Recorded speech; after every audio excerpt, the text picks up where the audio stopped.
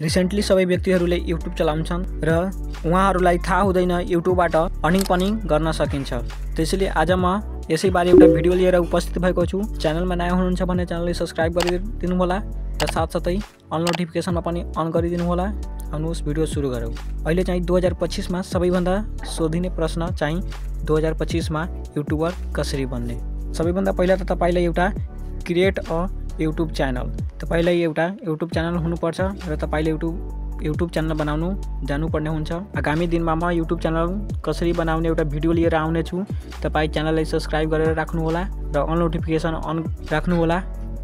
Create a video, तपाईले सुरुमा DSLR camera किन्नु पर्दैन।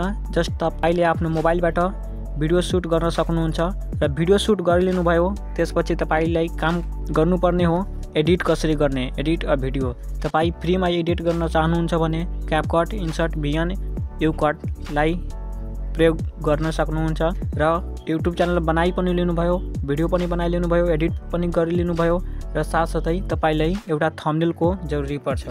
तपाईले एउटा मेक अ थम्बनेल बनाउनु पर्ने हुन्छ, एउटा थम्बनेल क्रिएट गर्नुपर्ने हुन्छ। त्यसमा तपाई क्यानभालाई युज गर्न सक्नुहुन्छ। यति सबै गरिलिनु भयो। त्यसपछि तपाईलाई गर्नुपर्ने एउटा काम हो अपलोड अ भिडियो। 4 नम्बरसम्म यति सबै काम गरिसकेपछि तपाईको लगभग 75% काम सकियो र 25% काम हुन्छ जुन त्यो अपलोड अ भिडियोमा हुन्छ।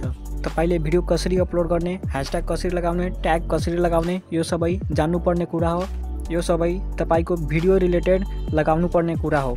जे पाए त्यही लगाउने होइन, नत्र भने तपाईको भिडियो चल्ने सम्भावना हुँदैन। यति सबै भयो। अब चाहिँ यही सबैभन्दा धेरै सोधिने प्रश्न यो पनि छ 2025 मा कुन क्याटेगोरीको च्यानल खोल्ने।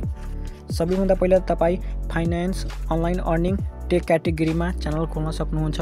यदि तपाईलाई जुनसुकै पनि क्याटेगोरीमा च्यानल ओपन गर्ने मन छ भने त्यही क्याटेगोरीमा खोल्नु होला। अरूको कपी गर्ने काम नगर्नु होला। र म किन भनिरहेको छु फाइनान्स, अनलाइन अर्निङ, टेक क्याटेगोरीको च्यानल खोल्नको लागि, किनभने यसमा थोरै भ्युज आयो भने यसमा अर्निङ डबल हुन्छ। किनभने यसमा फाइनान्स, अनलाइन अर्निङ र टेक क्याटेगोरीको बारेमा कुराकानी भएको हुन्छ, त्यसैले यसमा अर्निङ डबल हुन्छ। त्यसपछि नम्बर 2 मा रहेको छ ब्लग, डान्स, कमेडी, इन्टरटेनमेन्ट। यो पनि च्यानल धेरै चल्छ र यसको RPM चाहिँ धेरै लो हुन्छ। यो सबै फाइनान्स, अनलाइन अर्निङ, टेक क्याटेगोरीबाट यसको RPM चाहिँ धेरै कम हुन्छ, तर भ्युज धेरै हुनाले यसको पनि अर्निङ बराबर भइहाल्छ। र नम्बर 3 मा रहेको छ गेमिङ। गेमिङको पनि RPM धेरै हुन्छ र यसमा पनि धेरै भ्युज हुनाले अर्निङ पनि धेरै हुन्छ।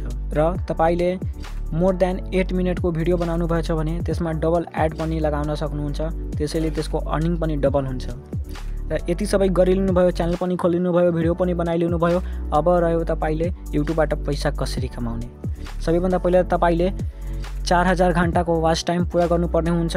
यदि तपाईहरूले लङ भिडियो बनाउनुहुन्छ भने 4000 घण्टाको वाच टाइम पुरा गर्नुपर्ने हुन्छ र साथसाथै सर्ट भिडियो बनाउनुहुन्छ भने 10 मिलियन भ्युज क्रस गर्नुपर्ने हुन्छ र साथसाथै 1000 सब्स्क्राइबर पनि गेन गर्नुपर्ने हुन्छ। यति सबै गरिलिनु भयो। त्यसपछि रह्यो कुरा युट्युब च्यानलबाट कतिसम्म अर्निङ गर्न सकिन्छ। यसमा तपाईको यदि राम्रो सब्स्क्राइबर र राम्रो भ्युज आउन थालेमा तपाई थोरैमा थोरै 40,000 भन्दा बढी कमाउन सक्नुहुन्छ र महिनामा 1-2 वटा स्पोन्सर गरिदिनु भयो लगभग तपाईको 1 लाख जतिसम्म पुग्छ। र यसमा तपाई धेरै फिचरहरू पनि एड गर्न सक्नुहुन्छ, जस्तो कि शप भयो, एफिलिएट गर्न सक्नुहुन्छ, कोर्स बेच्न सक्नुहुन्छ। यी सबै जस्ता धेरै अर्निङ गर्ने स्रोतहरू पनि यसमा दिएको हुन्छ। आशा गर्दछु यो भिडियो हेरेर तपाईलाई सम्पूर्ण समझ आइसकेको होला कि युट्युबर कसरी बन्ने। भिडियोलाई लाइक गरेर च्यानललाई सब्स्क्राइब गरिदिनु होला। म भेट्छु अर्को भिडियोमा।